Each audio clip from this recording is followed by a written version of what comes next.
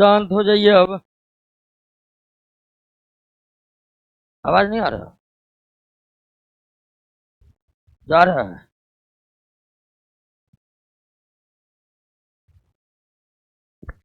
हाँ, जा रहा है।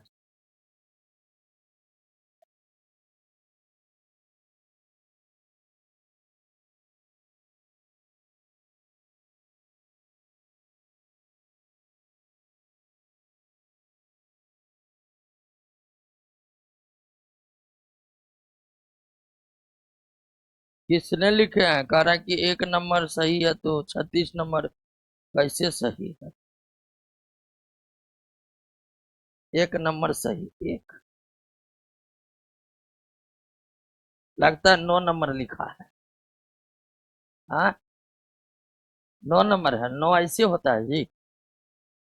ऐसे न होता है 9। ऐसे लिख देंगे तो ये हिंदी का एक हो जाएगा।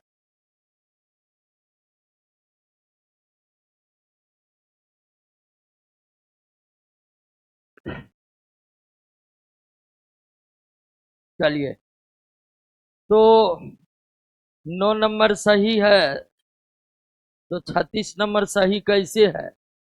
ऐसा क्या है 9 नंबर 36 नंबर में?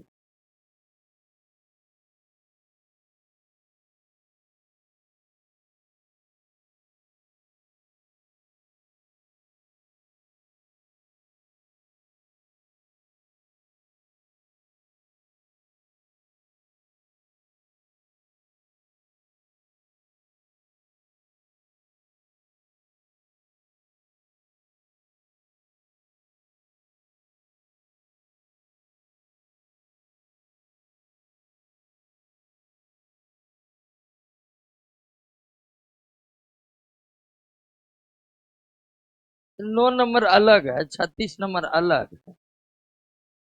चलिए, वो समझने में था दिक्कत।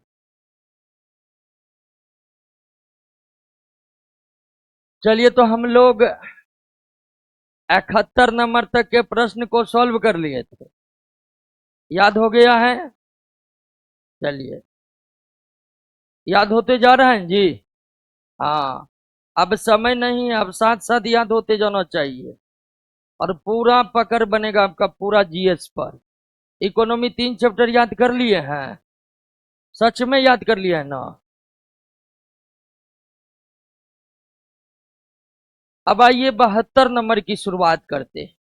एकदम गंभीरता पूर्वक ध्यान दीजिए। एक एक प्रश्न पूरा समझ में आएगा और आपको क्लास में याद हो जाएगा। निम्नलिखित कथनों पर विचार कीजिए। निम्नलिखित कथनों पर विचार कीजिए। गतिशील वस्तु को रोकने के लिए आवश्यक बल वस्तु के द्रव्यमान के समानुपाती होती है। ध्यान दीजिए दोस्तों कि बल F बराबर ma होता है। यानी कि बल बराबर होता है द्रव्यमान गुना त्वरण। और इस कारण बल द्रव्यमान के भी समानुपाती होगा और त्वरण के भी समानुपाती होगा, क्योंकि बल F बराबर क्या होते हैं? ma। तो m का मान जितना अधिक होगा F का मान भी उतना अधिक होगा। तो पहला कथन जो कह रहा है कि गतिशील वस्तु को रोकने के लिए आवश्यक बल वस्तु के द्रव्यमान के समानुपाती होती है, तो बिल्कुल ये कथन क्या है? सही है। वस्तु का द्रव्यमान कम होगा तो रोकने के लिए कम बल लगाना पड़ेगा। वस्तु का द्रव्यमान अधिक होगा तो रोकने के लिए अधिक बल लगाना पड़ेगा। साइकिल को रोकने के लिए कम बल लगाना पड़ेगा, कार को रोकने के लिए ज्यादा बल लगाना पड़ेगा, क्योंकि बल द्रव्यमान के क्या होते हैं? समानुपाती होते हैं। तो पहला कथन बिल्कुल क्या है? सही है। बल किसी वस्तु पर आरोपित बल वस्तु के द्रव्यमान के भी समानुपाती होते हैं और वस्तु में उत्पन्न त्वरण के भी समानुपाती होते हैं।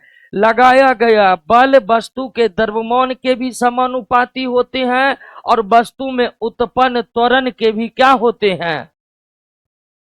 गतिशील वस्तु को रोकने के लिए आवश्यक बल वस्तु के वेग के भी समानुपाती होते हैं। बिल्कुल ये भी सही है। किसी वस्तु को रोकने के लिए आवश्यक बल वस्तु के वेग के समानुपाती होते हैं, यह भी कथन क्या है? सही है। अब यह कथन भी सही है, जितनी तेज वस्तु चलेगी उसको रोकने के लिए उतना ही अधिक बल लगाना पड़ेगा। और वस्तु का द्रव्यमान और वस्तु का वेग मिलकर क्या बन जाता है? इसीलिए गतिशील वस्तु को रोकने के लिए आवश्यक बल वस्तु के संवेग के क्या होते हैं? समानुपाती होते हैं। संवेग का मतलब क्या? संवेग का मतलब होता है द्रव्यमान गुना वेग। संवेग का मतलब होता है द्रव्यमान गुना वेग। तो गतिशील वस्तुओं को रोकने के लिए आवश्यक बल वस्तु के संवेग के समानुपाती होते हैं, वस्तु के संवेग के समानुपाती होते हैं। और जब भी आप संवेग की चर्चा कर रहे हैं, मोमेंटम की चर्चा कर रहे हैं, तो इस पद में दोनों पद शामिल है, द्रव्यमान भी और। तो अगर लगाया गया बल संवेग के समानुपाती होगा तो निश्चित तौर पर बल द्रव्यमान और वेग दोनों के समानुपाती हो जाएंगे। और इस बात का जिक्र न्यूटन ने अपने दूसरे गति नियम में कहा है। बात समझे कि नहीं समझे? और दूसरा गति नियम को हम कहे आगे पढ़ेंगे तो तीनों कथन क्या है यहां पर? रोकने के लिए, किसी गतिशील वस्तुओं को रोकने के लिए लगाया गया बल किसके समानुपाती? संवेग के समानुपाती होते हैं। संवेग बराबर क्या होगा? तो अगर लगाया गया बल संवेग के समानुपाती होते हैं तो निश्चित तौर पर लगाया गया बल द्रव्यमान और वेग के समानुपाती। क्लियर? तीनों कथन हमारा क्या है? सही। तीनों कथन क्या है? सही। क्लियर हो गया? इसको उदाहरण से भी समझ लीजिए। मान लीजिए समान वेग से कार आ रहा है, समान वेग से साइकिल आ रहा है, तो रोकने में अधिक बल किसको लगेगा? कार को लगेगा। क्यों लगेगा? क्योंकि कार का द्रव्यमान साइकिल से अधिक है। अब मान लीजिए कि 10 किलोमीटर प्रति घंटा की रफ्तार से ट्रक आ रहा है, 200 किलोमीटर प्रति घंटा की रफ्तार से कार आ रहा है, तो किसको रोकने में ज्यादा बल लगेगा? कार को रोकने में बल ज्यादा लगेगा। यहां वेग प्रभावी होते हैं। यहां क्या प्रभावी होते हैं? वेग। तो जितना अधिक वेग रहेगा ना वस्तु को, उसको रोकने के लिए उतना ही अधिक क्या चाहिए? बल चाहिए। बहुत स्पीड से गाड़ी चल रही थी, ब्रेक लगाने पर भी नहीं रुका। ऐसे घटना आप तमाम जगह सुने होंगे।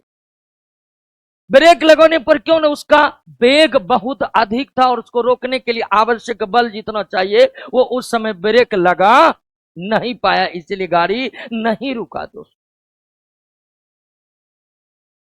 तो एक वस्तु को रोकना है, एक गतिशील वस्तु को रोकना है तो उस पर उतना बल लगाना पड़ेगा जितना उसमें क्या रहेगा? संवेग। यानी लगाया गया बल संवेग के समानुपाती होगा। जितना अधिक संवेग लेकर गतिशील वस्तु चल रही है, उसको रोकने के लिए उतना ही अधिक बल लगाना पड़ेगा। और संवेग वो पद है जिसमें दो पद शामिल है, द्रव्यमान और वेग। जब आप कह रहे हैं कि लगाए जाने वाला बल संवेग के समानुपाती है, तो निश्चित तौर पर आप ये भी कह रहे हैं कि लगाया गया बल द्रव्यमान और वेग के समानुपाती। निम्नलिखित में कौन सदिश राशि है? बल भी सदिश राशि है, संवेग भी सदिश राशि है और त्वरण भी सदिश राशि। गतिशील वस्तु को रोकने के लिए लगाया गया बल किसके समानुपाती? संवेग के समानुपाती। किसके समानुपाती? गतिशील वस्तु को रोके जाने के लिए आवश्यक बल किसके समानुपाती? संवेग के। संवेग बराबर क्या होता है? तो इसका मतलब लगाया गया बल द्रव्यमान और वेग दोनों के समानुपाती होता है। ये तो प्रश्न आसान है कि बल भी सदिश राशि है, संवेग भी सदिश राशि है, त्वरण भी सदिश राशि है, और सदिश राशि में परिमाण और दिशा दोनों होते हैं, परिमाण और दिशा दोनों होते हैं, परिमाण और दिशा दोनों होते हैं। संवेग बराबर क्या होता है? संवेग बराबर होता है द्रव्यमान गुना वेग। इसीलिए संवेग का मात्रक हो जाएगा केजी मीटर पर सेकेंड। तो संवेग का मात्रक केजी मीटर पर सेकेंड, केजी मीटर पर सेकेंड, संवेग का मात्रक केजी मीटर पर सेकेंड। संवेग कैसी भौतिक राशि है? सदिश। संवेग कैसी भौतिक राशि है? सदिश भौतिक राशि है। कह रहा कि दरोगा एक कमेंट आ रहा, नीचे करो तो बाबू थोड़ा। दरोगा तो बन के रहूंगा, ज्ञान बिंदु का छात्र हूं। ज्ञान बिंदु बाबू 10,000 छात्र है, 75 नंबर। आपको कुछ नहीं सोचना है पढ़ाई के अलावे। एक ही कोई कोचिंग रिजल्ट नहीं दिला सकता है, रिजल्ट दिला सकता है केवल आपका पढ़ाई। हम तो सिर्फ समझा रहे क्वेश्चन को, सिलेबस को, रटिएगा घर पर बैठकर आप ही ना। तो इसीलिए बहुत ज्यादा मोटिवेट होना भी डिमोटिवेशन की पहली निशानी है। बात समझ रहे ना? हाँ, तो बिल्कुल नहीं। दरोगा बनना जिस दिन वर्दी पहनेंगे पूरा जमाना देखबे करेगा। उससे पहले कायल हम इतिहास भूगोल का हम हवाला देते रहे क्या? तो एक बात कि बहुत आदमी आपको बहुत बात बताएगा, लेकिन आप ये समझते होंगे एक ही बात है, जो रटा है वही अंततः नौकरी किया, यही सत्य है। बहुत लड़का दरोगा आजकल कले से वर्दी पहन कर मोटिवेशन चल रहा है। कल हम देख रहे थे वीडियो, यूट्यूब खोले, एक से एक दरोगा से लेकर सिपाही तक बता रहा कि एग्जाम कैसे निकले। आज तक वर्दी पहनकर वो ये नहीं बताया कि एफआईआर कैसे लिखे, लेकिन अब ज्ञान दे रहा है कि फिजिक्स कैसे पढ़े, ऐसे पढ़े। तो एक ही बात है, सारा सिलेबस को क्या करके रखिए, कंट्रोल। सारा सिलेबस यानी सारा ऑब्जेक्टिव क्वेश्चन। 75 निम्नलिखित कथनों पर विचार कीजिए। वेग में परिवर्तन के दर को त्वरण कहते हैं, संवेग में परिवर्तन के दर को बल कहते हैं। बिल्कुल ये सही है। वेग या संवेग में परिवर्तन लाने हेतु बल लगाना अनिवार्य है। बिल्कुल बिल्कुल सही है। कौन सत्य है? तीनों कथन क्या है? सही है। तीनों कथन क्या है? सही है। अब परिवर्तन के दर का कहने का मतलब ए बराबर भी माइनस यू बाय टी, ठीक है ना? यह है वेग में परिवर्तन के दर। वेग में परिवर्तन का मतलब अंतिम वेग माइनस प्रारंभिक वेग बटे समय, अंतिम वेग माइनस प्रारंभिक वेग बटे।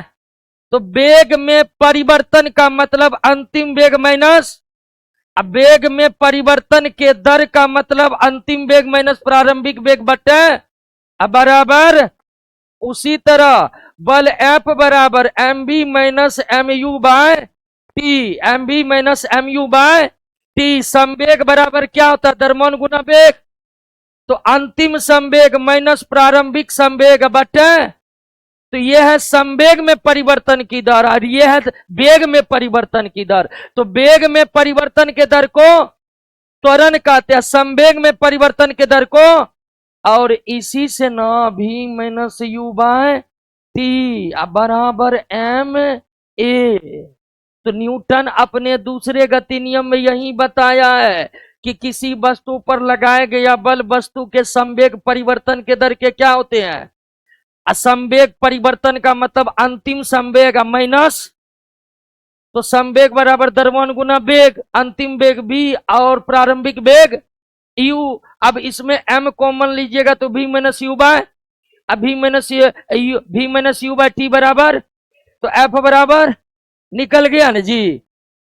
यही है न्यूटन का द्वितीय गति नियम, जिससे बल का फॉर्मूला प्राप्त होता एफ बराबर एम ए।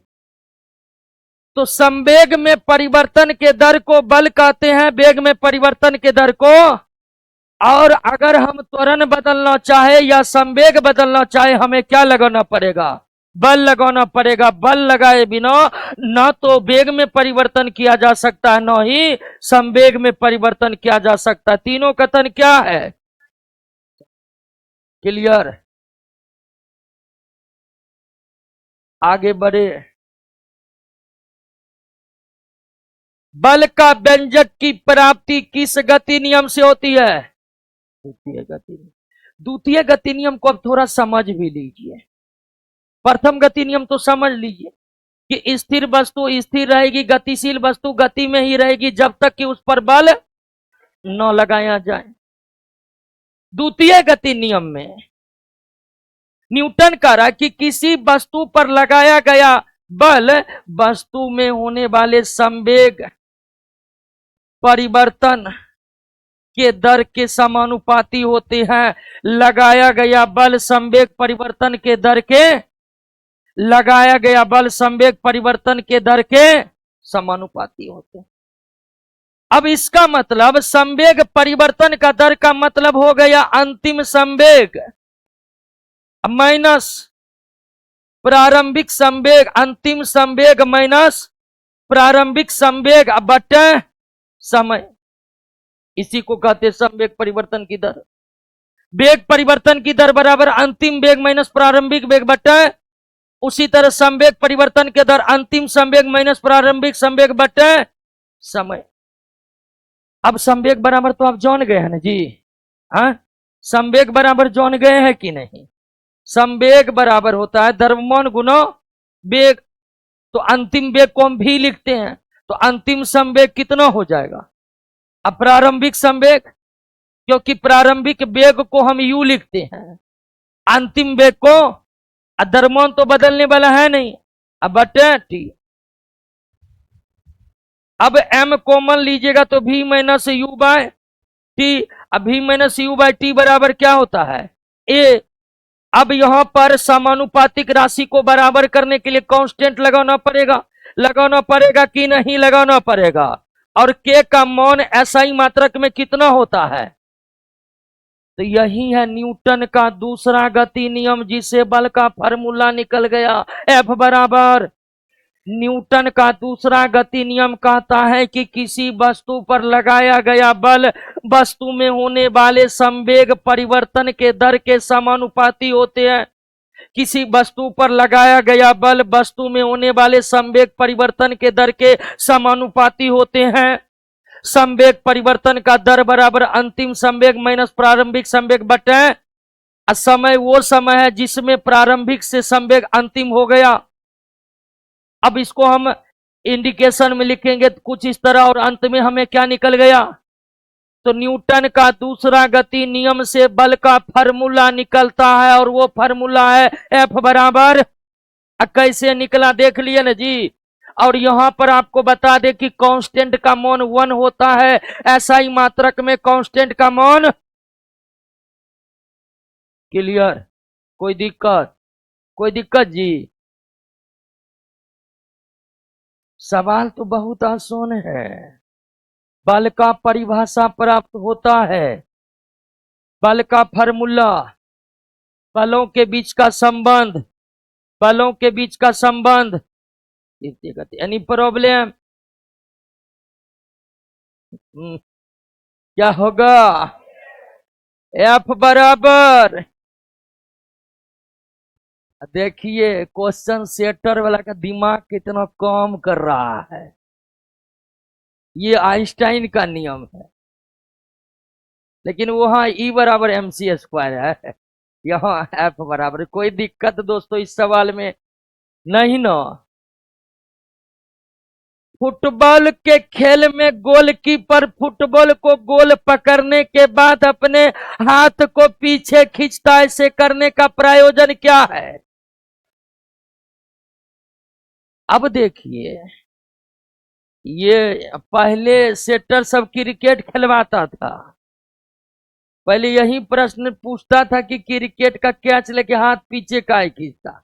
न्यूटन ने अपने दूसरे गति नियम में कहा है कि बल जो है वे संवेग परिवर्तन के दर के क्या होते हैं, समानुपाती होते हैं। संवेग परिवर्तन का मतलब अंतिम संवेग माइनस प्रारंभिक संवेग, और संवेग परिवर्तन की दर बराबर अंतिम संवेग माइनस प्रारंभिक संवेग बटे, यानी न्यूटन ने दूसरे गति नियम में यही कहा है जो आपको हम अभी बताए। अब इस नियम में देखिए कि टी जितना बड़ा होगा एफ उतना छोटा होगा। अगर न्यूटन के दूसरे गति नियम को आप देखिए कि उनका कहना है कि आरोपित बल संवेग परिवर्तन के दर के समानुपाती होते हैं, जो इस तरह से है। अब इसमें देखिए टी का मान जितना बड़ा होगा एफ का मान उतना छोटा होगा। फुटबॉल का खिलाड़ी फुटबॉल पकड़कर हाथ इसलिए पीछे खींचता है कि संवेग परिवर्तन में समय अधिक लगे। संवेग परिवर्तन में समय अधिक लगेगा तो बल एफ का मान कम होगा, बल एफ का मान कम होगा तो चोट। बात समझे?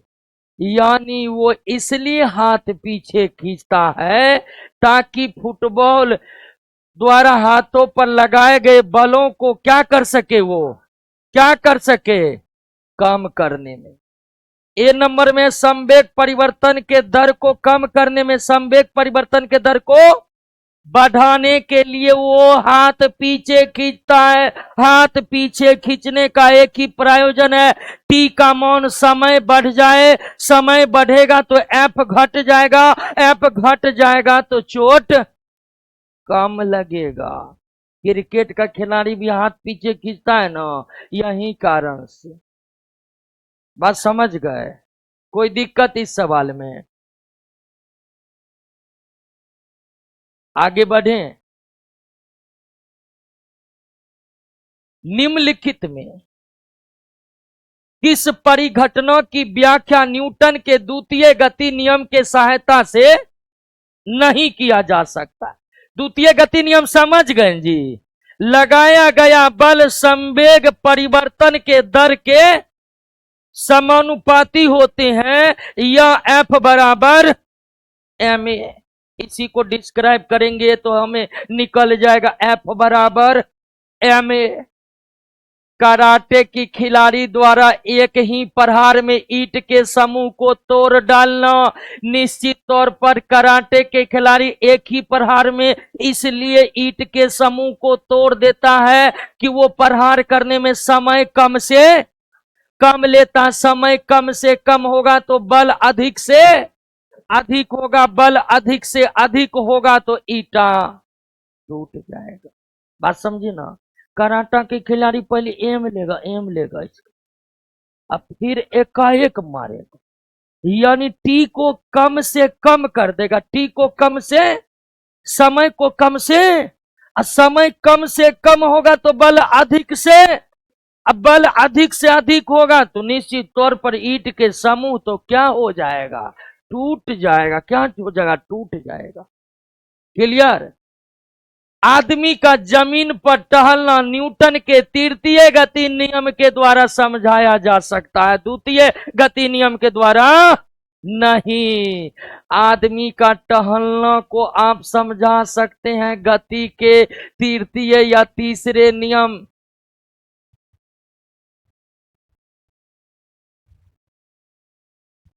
गति के तृतीय नियम।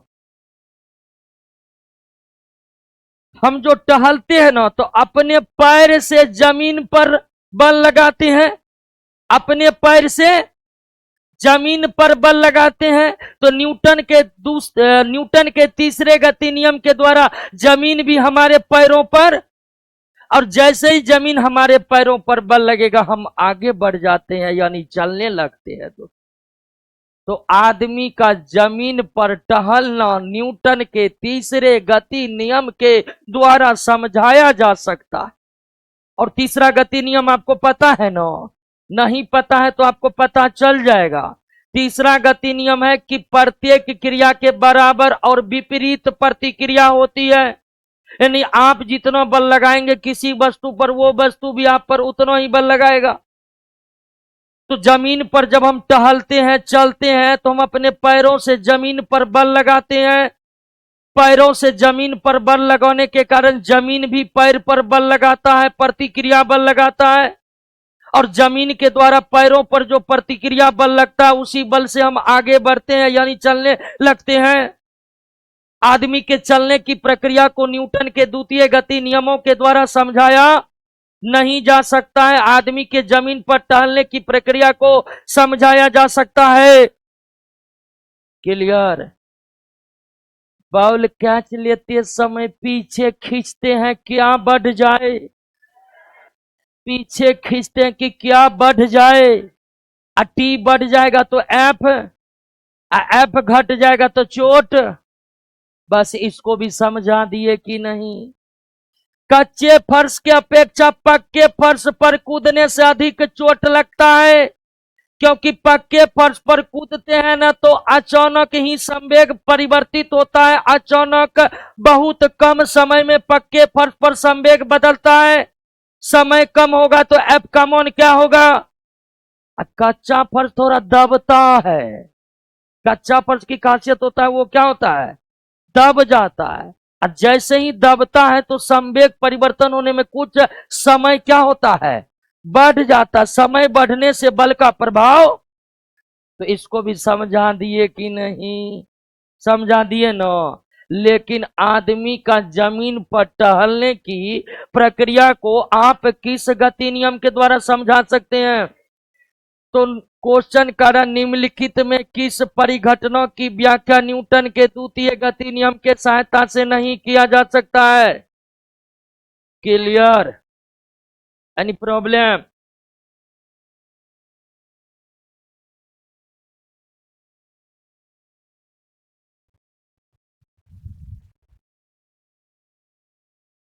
और क्लासरूम दरोगा के पढ़ाई के लिए, दरोगा के फिजिकल तैयारी क्लासरूम में नहीं होता। हमको कल पता चला कि दरोगा का फिजिकल भी क्लासे में शुरू हो गया, मारपीट चल रहा है।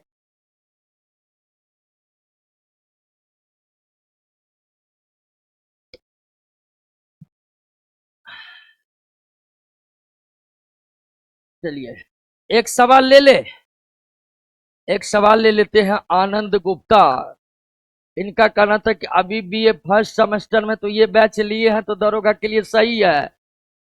आप तो बिल्कुल सही काम किए। पार्ट 1 में ही बैच ले लिए, पार्ट 3 तक जाते जाते तो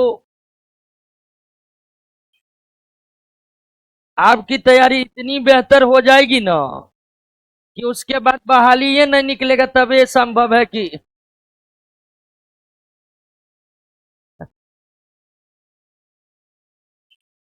तो बिल्कुल सही बात है। अगर किसी को भी पढ़ने में मजा लग रहा है, जो बता रहे हैं समझ में आ रहा है, तो निश्चित तौर पर बैच आगे चलकर फायदा देगा।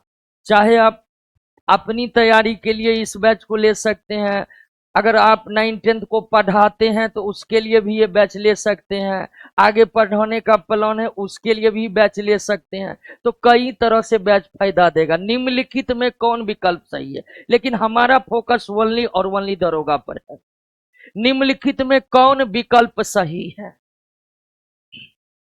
अब देखिए, एफ बराबर तो एम ए बराबर एफ, तो इसका मतलब एम समानुपाती, इसका मतलब ए समानुपाती एफ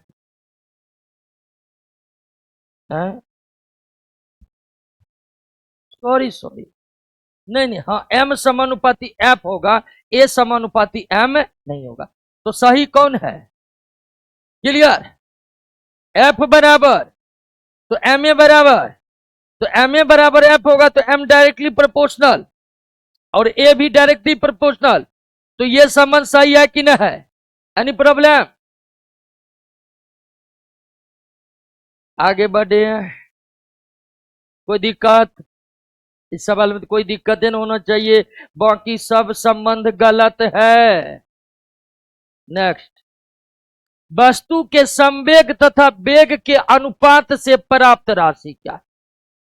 संवेग और वेग का अनुपात निकालेंगे तो निकलेगा संवेग बटे वेग, यही ना संवेग और वेग का अनुपात। संवेग बराबर होता है द्रव्यमान गुना बटे वेग। अब वेग वेग कट जाएगा तो बचा क्या? तो द्रव्यमान वस्तु के संवेग तथा वेग के अनुपात से क्या प्राप्त होता है? संवेग और वेग के अनुपात से क्या प्राप्त होता है? द्रव्यमान प्राप्त होता है, द्रव्यमान प्राप्त होता है।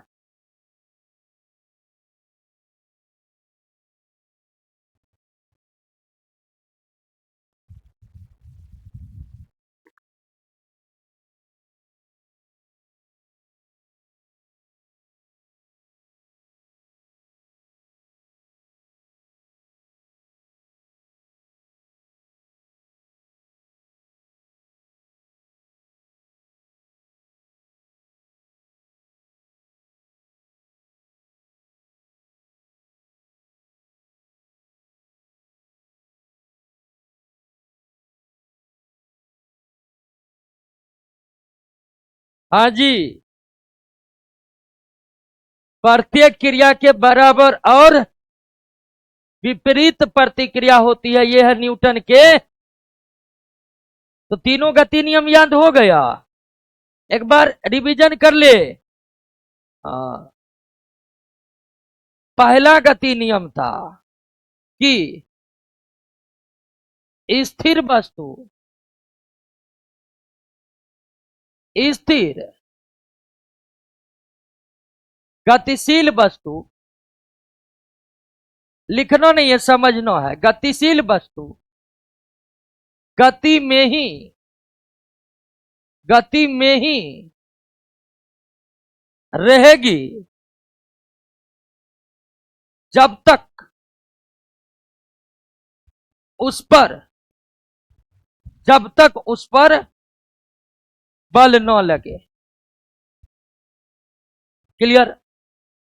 स्थिर वस्तु स्थिर रहेगी, गतिशील वस्तु गति में ही रहेगी जब तक कि उस पर बल न लगे। यानी बल लगने से ही स्थिर वस्तु गतिशील होगी और गतिशील वस्तु रुकेगी। ना बल, बिना बल लगाए ना तो आप स्थिर वस्तु को गतिशील कर सकते हैं और ना ही आप गतिशील वस्तु को स्थिर कर सकते। पहला गति नियम, और इसी गति नियम से बल का परिभाषा निकल। दूसरा गति नियम कि बल संवेग परिवर्तन के दर के क्या होते हैं? परिवर्तन, संवेग परिवर्तन के दर के क्या होते हैं? संवेग परिवर्तन के दर के क्या होते हैं? समानुपाती। और तीसरा नियम आपके सामने में है कि प्रत्येक क्रिया की बराबर और विपरीत प्रतिक्रिया होती है। इस नियम पर हम क्वेश्चन सॉल्व करेंगे तो और भी ज्यादा आपका कॉन्सेप्ट क्लियर होगा। तो गति के कितने नियम है? पहला नियम से बल का परिभाषा, दूसरा नियम से बल का फार्मूला और तीसरा नियम से बलों के बीच का संबंध का पता चलता है। और बलों के बीच का संबंध यह है कि एक बल कहीं पर अस्तित्व में है ही नहीं, जहां भी है वहां पर कितने बल है? दो, एक क्रिया दूसरा प्रतिक्रिया।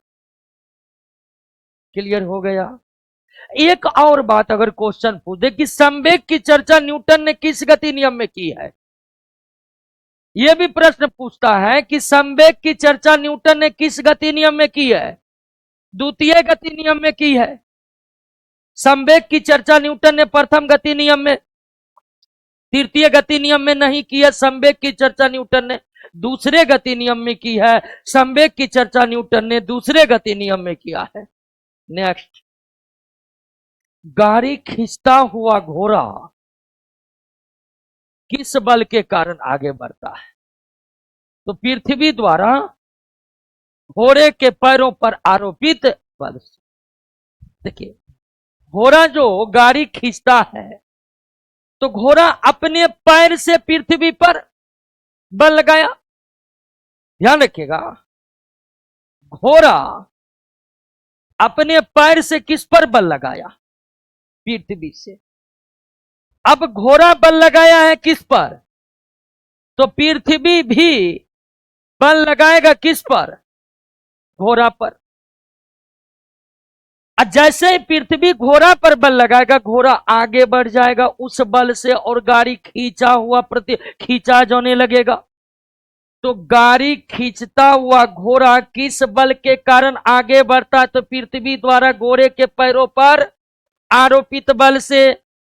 आदमी जमीन पर टहलता है किस बल से? तो पृथ्वी द्वारा आदमी के पैरों पर डाले गए बल से। हम तो अपना बल पृथ्वी पर लगाते हैं, पृथ्वी जब हमारे पैरों पर बल लगाती है तब हम उस बल से आगे बढ़ पाते हैं। और ये जो दो बल है, तो इसमें जो पहला लगा वो क्रिया बल, जो बाद में लगा वो घोड़ा ने पहले पृथ्वी पर बल लगाया, ये कैसा बल है? और उसके बाद जो बल लगा प्रतिक्रिया। क्लियर? तो गाड़ी खींचता हुआ घोड़ा किस बल के कारण आगे बढ़ता है? तो पृथ्वी द्वारा घोड़े के पैरों पर आरोपित, पृथ्वी द्वारा घोड़े के पैरों पर आरोपित। नेक्स्ट, जल में तैरना न्यूटन के किस गति नियम के कारण संभव है? तो जल में तैरना न्यूटन के तृतीय गति नियम के कारण संभव है। जब हम जल में तैरते हैं तो अपने हाथों से जल को क्या करते हैं? पीछे। अपने हाथों से जल पर हम पीछे की तरफ बल लगाते हैं। तो अपने हाथों से जैसे ही हम जल पर पीछे की तरफ बल लगाते हैं, तो न्यूटन के तृतीय गति नियम के अनुसार जल हम पर आगे की ओर बल लगाएगा। और जैसे ही जल आगे की ओर हम पर बल लगाएगा, हम जल में आगे बढ़ जाएंगे। और इसी प्रक्रिया को ही तैरना कहते हैं। इसी प्रक्रिया को क्या करते हैं? तो जल में तैरना, आदमी का जमीन पर टहलना, घोड़ा गाड़ी के द्वारा गाड़ी को खींचना, ये सब संभव हो पाते हैं किस नियम से? तृतीय गति नियम से। तृतीय गति नियम से।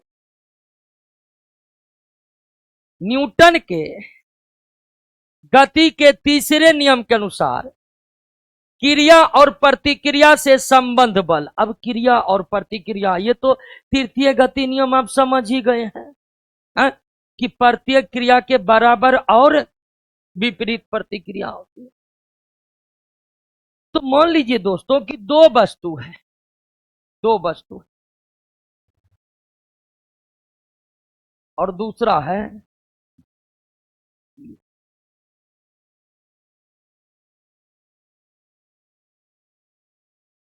ए और बी, दो वस्तु। अब ए अगर बी पर लगाया बल, तो न्यूटन के तीसरे गति नियम के अनुसार बी भी किस पर बल लगाएगा? अगर ए बी पर बल लगाया तो बी भी ए पर। अब ये बल कौन बल कहलाएगा? क्रिया बल कहलाएगा, एक्शन फोर्स। और ये बल क्या कहलाएगा? प्रतिक्रिया बल, यानी कि प्रतिक्रिया बल यानी रिएक्शन फोर्स। तो न्यूटन का तीसरा गति नियम यही कहता कि अगर एक वस्तु दूसरे पर बल लगाएगा तो दूसरे भी पहले पर प्रत्येक क्रिया के बराबर और विपरीत प्रतिक्रिया होती है, प्रत्येक क्रिया के बराबर और। अब यहां कुछ बात को समझ लीजिए, क्रिया और प्रतिक्रिया बल हमेशा भिन्न भिन्न वस्तु पर लगता है। क्रिया और प्रतिक्रिया बल हमेशा भिन्न भिन्न वस्तु पर लगता है। जैसे क्रिया बल किस पर लग रहा है और प्रतिक्रिया बल ए पर। क्रिया और प्रतिक्रिया बल हमेशा भिन्न भिन्न वस्तु पर लगता है। क्या यह संभव है कि एक ही वस्तु पर क्रिया प्रतिक्रिया दोनों बल लग जाए? क्या यह संभव है? क्या यह संभव है कि ए पर ही क्रिया प्रतिक्रिया दोनों बल हो? संभव ही नहीं है। क्या यह संभव है कि बी पर क्रिया प्रतिक्रिया दोनों बल लगे? संभव ही नहीं है। क्रिया प्रतिक्रिया बल हमेशा भिन्न भिन्न वस्तुओं पर लगा होता है। क्रिया और प्रतिक्रिया बल हमेशा भिन्न भिन्न वस्तुओं पर लगा होता है, भिन्न भिन्न वस्तुओं पर लगा होता। पहली बात समझ गए। दूसरी बात, क्रिया और प्रतिक्रिया बल की दिशा विपरीत होती है। दिशा देखिए, क्रिया प्रतिक्रिया बल इस दिशा में, क्रिया बल इस दिशा में, प्रतिक्रिया बल इस दिशा में। क्या एक ही दिशा में क्रिया प्रतिक्रिया बल लगेगा? संभव ही नहीं है। क्रिया प्रतिक्रिया बल की दिशा एक दूसरे के विपरीत होती है, एक दूसरे के विपरीत होती है। तीसरी बात, क्रिया प्रतिक्रिया बल का परिमाण समान होता है। अगर क्रिया बल 10 न्यूटन का है तो प्रतिक्रिया बल भी 10 न्यूटन का ही होगा।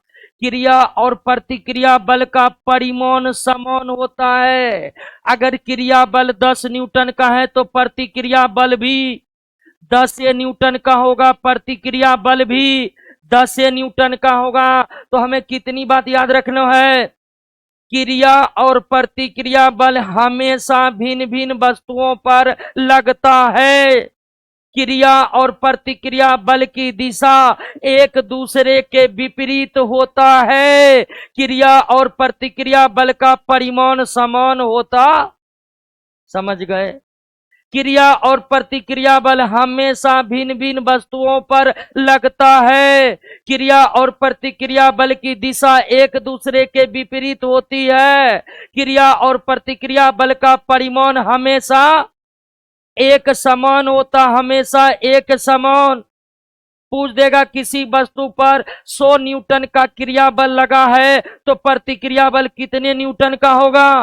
100 न्यूटन का होगा। सीधी बात। अब कहिए क्या होगा आंसर? हमेशा एक ही वस्तु पर, हमेशा भिन्न भिन्न वस्तु पर, हमेशा परिमाण में भिन्न, परिमाण समान, भिन्न भिन्न वस्तु पर लगे हो सकते हैं, हो नहीं सकते, होगा ही होगा। डी से बेहतर विकल्प क्या है? क्रिया और प्रतिक्रिया बल हमेशा भिन्न भिन्न वस्तु पर लगे होना चाहिए।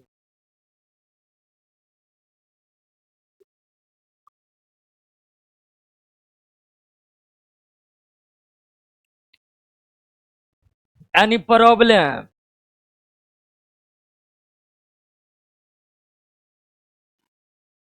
आप देखते होंगे सारा क्वेश्चन एक जगह है ना, बहुत मेहनत किए हैं। पूरा एग्जाम में देखे न्यूटन के दूसरा गति नियम से एसएससी क्या पूछा, रेलवे क्या पूछा, उसको एक जगह कर दिए ताकि याद बिल्कुल चुटकियों में हो। न्यूटन के तीसरे गति नियम के अनुसार क्रिया तथा प्रतिक्रिया बल हमेशा भिन्न भिन्न वस्तु पर आरोपित होती है, का परिमाण समान होता है, का दिशा विपरीत रहती है। इनमें से सभी, इनमें से सभी,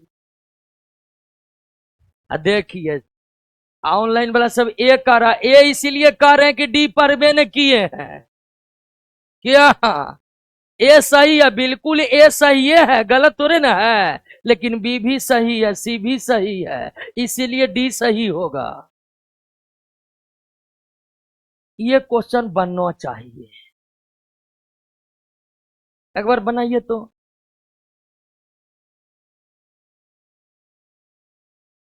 एक ही वस्तु पर लगने वाले बल क्रिया प्रतिक्रिया बलों का जोड़ा हो सकता है, हो सकता है, कदापि नहीं हो सकता है।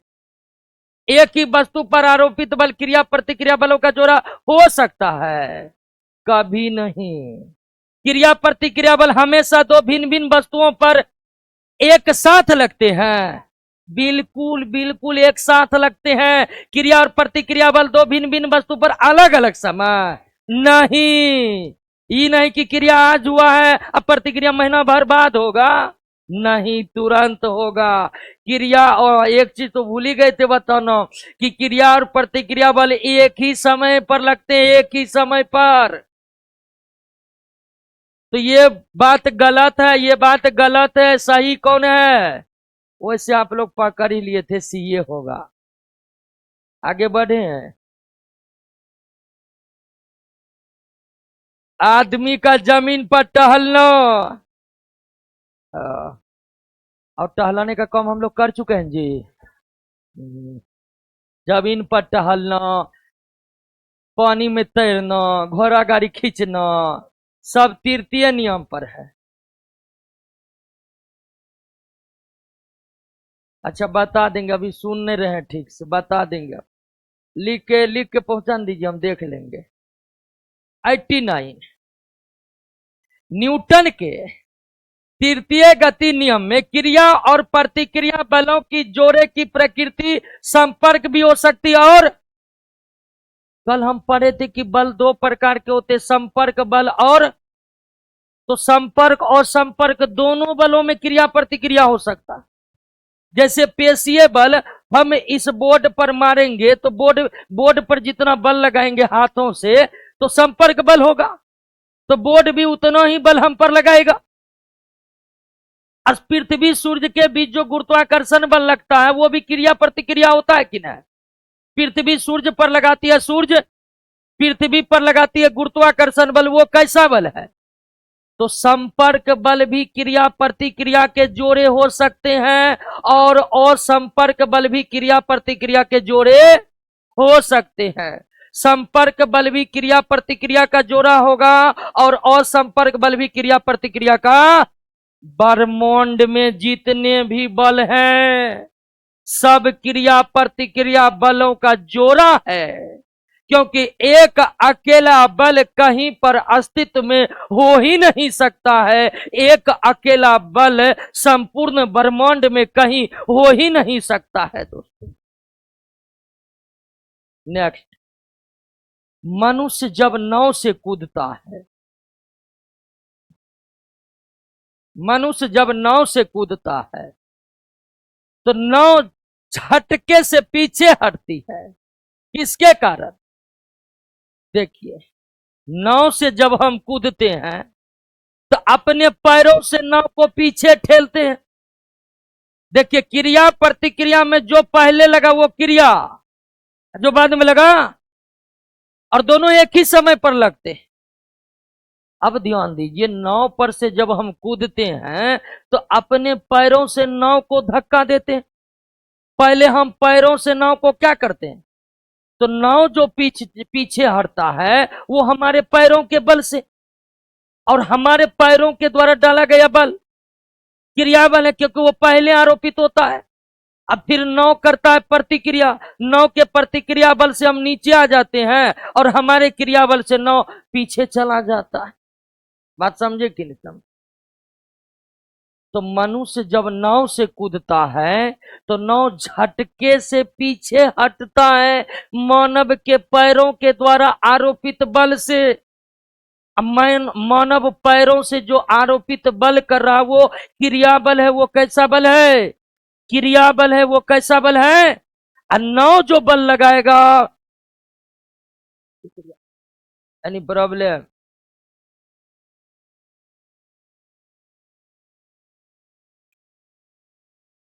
किसी कालीन की सफाई के लिए यदि उसे छड़ी से पीटा जाए तो इसमें कौन सा नियम लागू होता है? गति का पहला नियम लागू, गति का पहला नियम लागू होता है।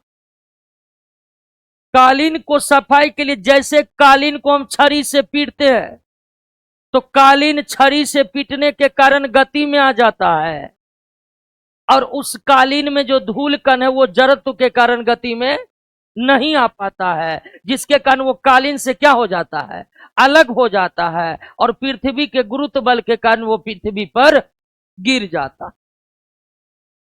तो जड़त्व का जो भी एग्जाम्पल है वो न्यूटन के प्रथम गति नियम का भी उदाहरण हो सकता है।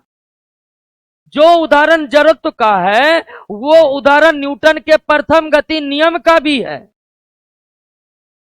जो उदाहरण न्यूटन के प्रथम गति नियम का है समझिए वो उदाहरण जड़त्व का भी हो सकता। नेक्स्ट, रॉकेट किस सिद्धांत पर काम करता है? हाँ, रॉकेट जो है भारी मात्रा में ईंधन का ज्वलनशील पदार्थ पीछे निकालता है, पीछे धक्का देकर निकालता है। तो ईंधन का ज्वलनशील पदार्थ रॉकेट पर आगे की तरफ बल लगाता है, जिससे रॉकेट आगे उड़ान भर लेता है। वस्तु के गति के द्रव्यमान की सर्वोत्तम परिभाषा संवेग के द्वारा दिया जाता है। वस्तु के गति के द्रव्यमान की सर्वोत्तम परिभाषा संवेग के द्वारा दिया जाता है। संवेग के द्वारा, संवेग में द्रव्यमान भी शामिल है और गति यानी गति का वेग भी शामिल है। कौन सा संबंध सही नहीं है?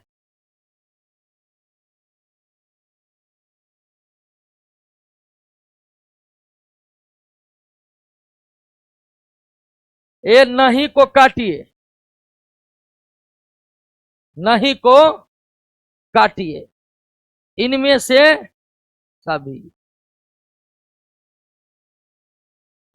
सब सही है। और ये हम लगता पहले चैप्टर में बता दिए।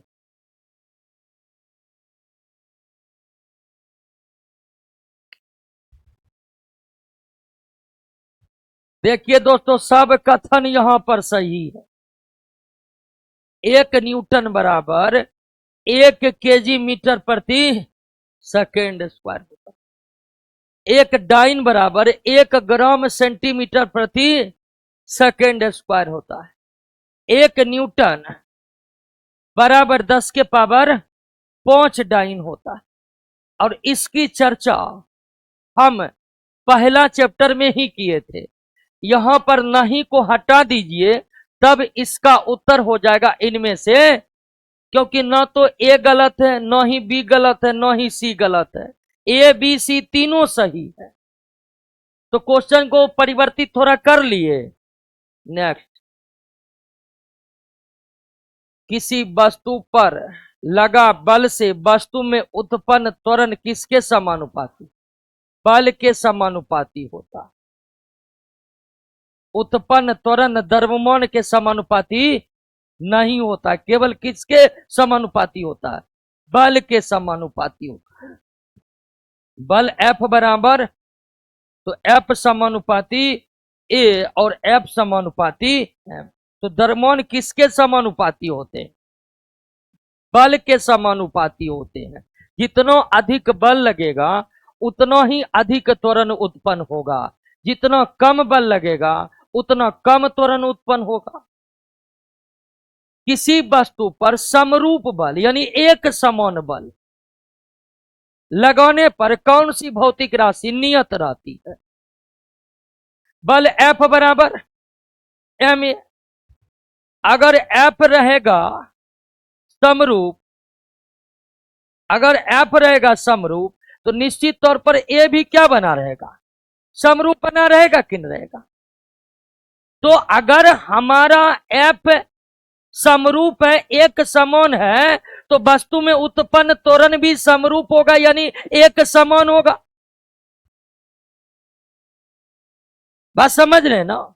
मान लीजिए आपने 12 न्यूटन का बल लगाया 4 केजी के वस्तु पर, तो उसमें त्वरण ए उत्पन्न होगा 3 मीटर प्रति सेकेंड स्क्वायर। 12 न्यूटन बराबर 4 केजी गुना 3 मीटर प्रति सेकेंड स्क्वायर। अब 4 केजी पर हर बार 12 न्यूटन बल लगाइएगा, तो हर बार उसमें कितना का त्वरण उत्पन्न होगा? 3। यानी हर बार 12, तो हर बार यानी समरूप बल लगाएंगे तो त्वरण भी क्या होगा? समरूप होगा। होगा कि नहीं होगा? बात समझ रहे ना? तो किसी वस्तु पर समरूप बल लगाने पर त्वरण क्या रहती है? नियत रहता है। वेग नियत नहीं रहेगा, क्योंकि अगर त्वरण है तो वेग हमेशा क्या होते जाएगा? बढ़ते जाएगा। अब वेग बढ़ेगा तो संवेग बढ़ेगा, संवेग बढ़ेगा तो गतिज ऊर्जा भी बढ़ेगी। नियत रहेगी केवल कौन? त्वरण। तो अगर किसी वस्तु पर बल समरूप है तो उसमें त्वरण भी समरूप यानी उसी एक समान रूप से उत्पन्न होगा। यानी त्वरण हमेशा क्या होगा? उदाहरण के लिए 4 केजी वस्तु पर 12 न्यूटन का बल लगाइएगा तो त्वरण कितना का उत्पन्न होगा? 3 होगा कि नहीं होगा? एफ बराबर क्या होता है? तो एम 4 है, एफ 12 है, तो ए कितना होगा? तो 12 न्यूटन बराबर 4 केजी गुना 3 मीटर प्रति सेकेंड स्क्वायर होगा। अब आप सोचिए कि हर बार 12 न्यूटन लगाएंगे तो इस वस्तु में हर बार कितना का त्वरण उत्पन्न होगा? होगा कि नहीं होगा? तो समान बल लगाने से त्वरण हमारा नियत बना रहता, उसमें कोई बदलाव नहीं आता। नेक्स्ट, अब 97 नंबर आप पढ़िए एक बार।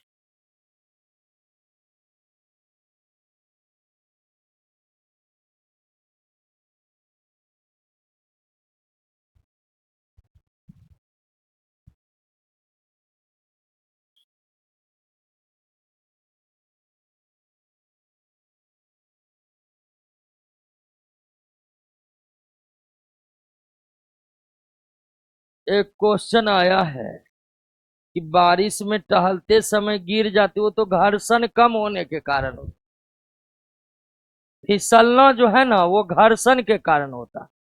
तो आप जो प्रश्न पूछे वह क्रिया प्रतिक्रिया की बात नहीं है, जमीन पर टहलते हुए क्यों गिर जाते हैं? तो इसका एकमात्र कारण है कि ठीक से घर्षण उत्पन्न नहीं हुआ। यह घर्षण का प्रश्न है, क्रिया प्रतिक्रिया का प्रश्न नहीं है। अजी पढ़ लिए। अब देखिए कितना आसान प्रश्न है। शीशे की एक गोली दीवार से टकराकर नीचे गिर जाती है, इसका मतलब संवेग में बहुत बड़ा परिवर्तन हो गया। जो वस्तु गतिशील थी अचानक उसका वेग शून्य हो गया। अरे गिर गया तो वेग शून्य न हो गया, तो संवेग अचानक ही क्या हो गया? जीरो। संवेग अचानक जीरो होने का मतलब है कि संवेग में बहुत बड़ा परिवर्तन। जबकि समान द्रव्यमान की टेनिस का गेंद समझते हैं ना? हाँ, गौसम में कोस्को गेंद बोलता है। तो समान द्रव्यमान की टेनिस का गेंद समान वेग से दीवार से टकराकर क्या हो जाती है? वापस हो जाती। ऐसी स्थिति में शीशे की गोली के संवेग में टेनिस के गेंद के अपेक्षा अधिक परिवर्तन होता है कि नहीं होता? होता यह है कि टेनिस के गेंद में संवेग परिवर्तन होता ही नहीं है।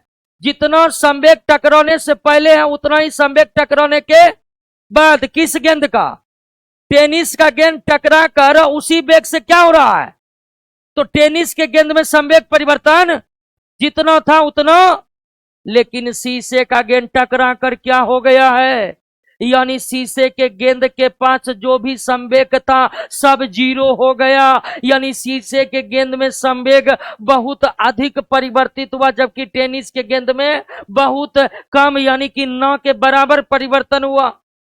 इसीलिए यहां पर इसका उत्तर होगा कि शीशे के गोली के संवेग में टेनिस के गेंद के अपेक्षा अधिक परिवर्तन होता है। शीशे के गोली के संवेग में टेनिस के गेंद के अपेक्षा अधिक परिवर्तन होता है।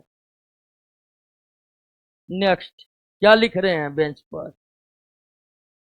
किसी वस्तु पर कार्यरत सभी बल का परिमाण क्या हो जाए तो ऐसे बल को क्या कहते हैं? असंतुलित बल का कोई प्रभाव हमें देखने को, संतुलित बल के प्रभाव से स्थिर वस्तु गतिशील नहीं हो सकता, गतिमान वस्तु रुक नहीं सकता, बस आकृति और आकार बदल सकता है। जब किसी वस्तु पर लगने वाले भिन्न भिन्न बलों का परिमाण शून्य हो जाए तो ऐसे बलों को हम क्या कहते हैं? संतुलित बल। जैसे उदाहरण के लिए इस एम द्रव्यमान के वस्तु पर इस दिशा में लग रहा है 11 न्यूटन बल और इस दिशा में भी लग रहा है 11 न्यूटन का बल, तो यानी कि वस्तु पर कैसा बल लग रहा है? संतुलित बल। असंतुलित बल का कोई प्रभाव ये वस्तु जस का तस बना रहेगा, ना तो ये गतिशील होगा, ये गति में आ ही नहीं सकता है। संभव है कि इसका क्या बदल सके? तो अगर किसी वस्तु पर लगने वाले सभी प्रकार के बलों का परिमाण शून्य हो जाए तो ऐसे बलों को हम क्या कहते हैं? संतुलित बल वस्तु को गतिशील नहीं कर सकता है, संतुलित बल गतिशील वस्तु को रोक नहीं सकता है। संतुलित बल से केवल एक काम हो सकता है, वो है वस्तु का आकार और आकृति में बदलाव। आकार और आकृति में बदलाव, इसके अलावे कुछ नहीं हो सकता संतुलित बल से। समझिए,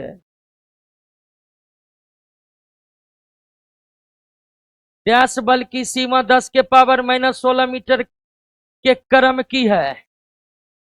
दुर्बल नाभिकीय बल,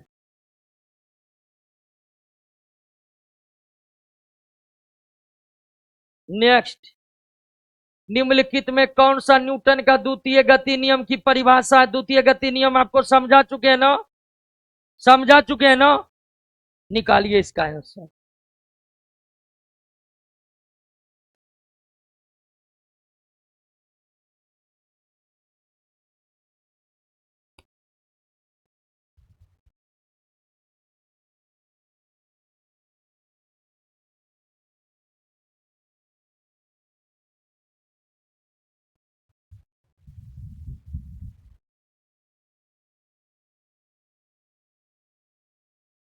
वस्तु में वेग परिवर्तन लाने का कारण सिर्फ बल है। कथन तो सही है, लेकिन ये द्वितीय नियम, किसी वस्तु के संवेग परिवर्तन की दर वस्तु पर आरोपित बल के, बिल्कुल यही तो है। ओ माय गॉड, सी भी है।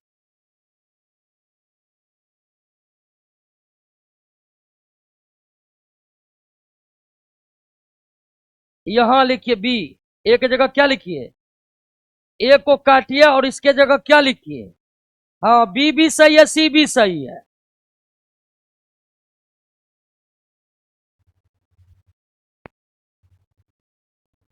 अभी थोड़ा नया नया जो टाइप किया है ना, इसीलिए थोड़ा कुछ ज्यादा आपको मिल रहा है।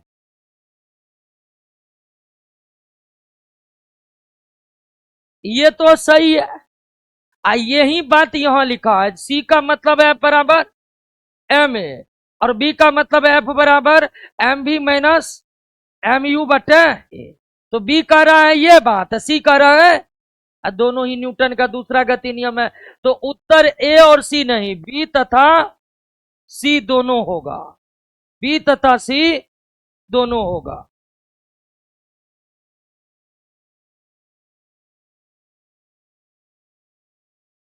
क्लियर? उत्तर बी तथा सी दोनों, उत्तर बी तथा सी दोनों। नेक्स्ट, न्यूटन का नियम किन वस्तुओं के लिए तर्कपूर्ण नहीं है? हाँ, जो वस्तु प्रकाश के वेग से गमन करता है वहां पर न्यूटन का गति नियम लागू नहीं होता। बात समझ गए ना? दो भिन्न वस्तुओं के मध्य का बल हमेशा बराबर और विपरीत होता है, यह अवधारणा न्यूटन का तीसरा नियम है। यह अवधारणा न्यूटन का तीसरा नियम है। संवेग संरक्षण सिद्धांत को किस रूप से परिभाषित करते? देखिए, फिजिक्स में कोई भी संरक्षण सिद्धांत, बातों पर ध्यान दीजिएगा कि फिजिक्स में कोई भी संरक्षण सिद्धांत, कोई भी संरक्षण सिद्धांत, हर संरक्षण सिद्धांत का, हर कंजर्वेशन लॉ का यही अर्थ होता है कि न तो उत्पन्न किया जा सकता है, न ही नष्ट किया जा सकता।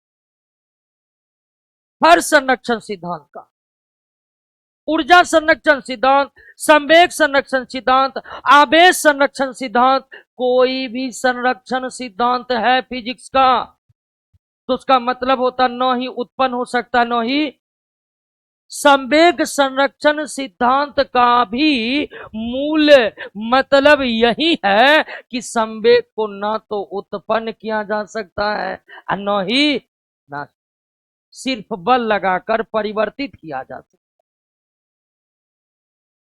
कोई दिक्कत? अब कह रहा है कि संवेग संरक्षण सिद्धांत को किस रूप में परिभाषित किया जा सकता है?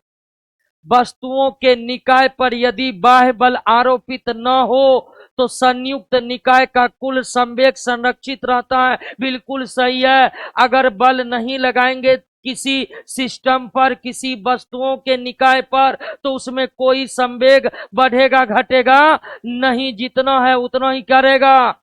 संवेग को कभी उत्पन्न और नष्ट नहीं किया जा सकता। बिल्कुल ये भी है। दो या अधिक वस्तुओं के टकराने के पूर्व का कुल संवेग तथा टकराने के बाद का कुल संवेग का परिमाण बराबर होता है। आप इन तीनों तरह से संवेग संरक्षण सिद्धांत को बता सकते हैं। तीनों तरह से। तीन अलग अलग बात है, लेकिन तीनों बात अंततः क्या बता रहा है? संवेग संरक्षण सिद्धांत को हम इन तीनों तरह से बता सकते हैं। तीनों तरह से। रॉकेट तथा जेट वायुयान किस तल पर काम करता है? तृतीय गति नियम, वो भी उत्तर होता है इसका। निम्नलिखित में रॉकेट का सिद्धांत क्या है जी?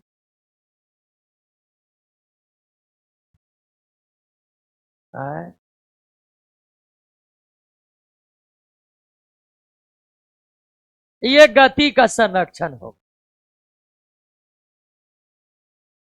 गति का संरक्षण होगा तभी ना संवेग का होगा। हाँ, गति का संरक्षण होगा। सवाल में कन्फ्यूज आ रहे हैं।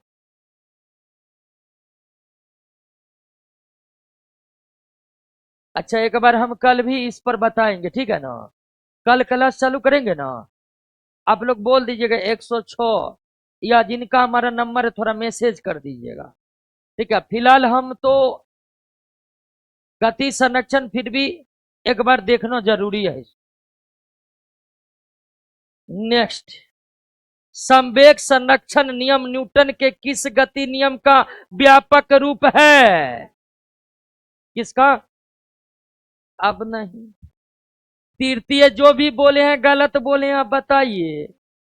संवेग का चर्चा न्यूटन किस में किया है? एक बात, इसमें कंफ्यूजन होता है बहुतों को, और आज ये कंफ्यूजन दूर होकर रहेगा। बात समझे कि नहीं समझे? रॉकेट जो उड़ान भरता है, उसके उड़ान भरने की प्रक्रिया को हम न्यूटन के तृतीय गति नियम के आधार पर भी समझा सकते हैं, और संवेग संरक्षण सिद्धांत के आधार पर भी समझा सकते हैं। यह अलग बात है। लेकिन यहां पर क्वेश्चन हमें यह पूछा गया है कि संवेग संरक्षण नियम न्यूटन के किस गति नियम का व्यापक रूप है? तो संवेग संरक्षण नियम वहीं से निकलेगा जहां न्यूटन संवेग का चर्चा किया है ना। संवेग संरक्षण का नियम वहीं से निकलेगा जहां पर न्यूटन ने संवेग का चर्चा किया। और न्यूटन संवेग का चर्चा किस गति नियम में किए हैं? द्वितीय गति नियम में किए हैं। तृतीय गति नियम में वो संवेग का चर्चा किए हैं। ये अलग बात है कि संवेग संरक्षण के सिद्धांत को प्रूव्ड करने के लिए, संवेग संरक्षण सिद्धांत को साबित करने के लिए, सही साबित करने के लिए हमें द्वितीय और तृतीय दोनों की सहायता लेनी पड़ती। लेकिन हमें क्वेश्चन क्या पूछा है? क्वेश्चन ये पूछा है कि संवेग संरक्षण का नियम न्यूटन के किस गति नियम का व्यापक रूप है? तो द्वितीय गति नियम का। नेक्स्ट, संवेग संरक्षण नियम प्राप्त होते दूसरे और तीसरे नियम से। देख लिए ना, कंफ्यूजन दूर हो गया ना? हाँ, कंफ्यूजन दूर हो गया ना? संवेग संरक्षण का सिद्धांत न्यूटन के दूसरे गति नियम का व्यापक रूप है। वो इसलिए कि न्यूटन ने संवेग की चर्चा दूसरे गति नियम में ही की है, इसीलिए दूसरे गति नियम से ही संवेग संरक्षण का सिद्धांत निकलता है। लेकिन संवेग संरक्षण सिद्धांत को हम सही साबित जब करते हैं तो उसके लिए हमें दूसरा और तीसरा दोनों को सहायता लेना पड़ता। क्लियर? तो जब संवेग संरक्षण की बात हो, ऑप्शन क्या हो, तो आपका आंसर क्या होगा? लेकिन यहां पर इस तरह का कोई ऑप्शन है, डी में हमें क्या दे दिया है, तो इस तरह का ऑप्शन में हम किसको देंगे उत्तर, और इस तरह के ऑप्शन में दूसरा तीसरा दोनों। नेक्स्ट, ब्रह्मांड के सभी पदार्थ केवल न्यूट्रॉन कणों से मिलकर बना होता, तो डोरी में तनाव बल का अस्तित्व नहीं होता, घर्षण का अस्तित्व नहीं होता, स्प्रिंग बल का भी अस्तित्व नहीं होता। दोस्तों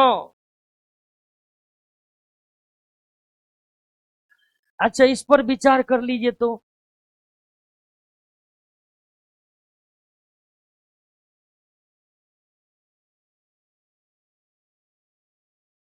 सभी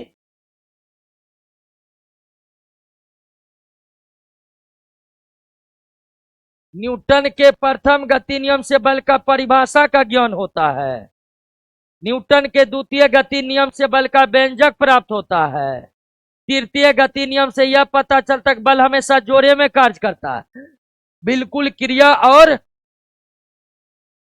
इसका सही होगा ई 1 2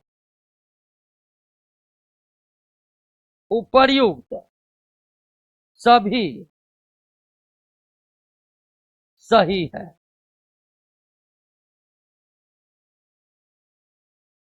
उपर्युक्त सभी सही है। ठीक है दोस्तों, तो आज के क्लास को यहीं विराम देते हैं। हाँ, रोशन सर आ गए होंगे, आ गए हैं, रोशन सर आ गए हैं, तो आगे पोल्ट्री का क्लास होगा।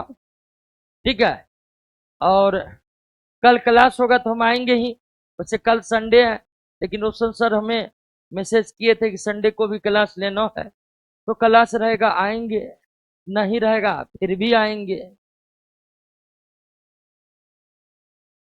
और आप समझ रहे हैं ना, सब बात कहेगा लेकिन सच्चाई एक ही है, जो रटा है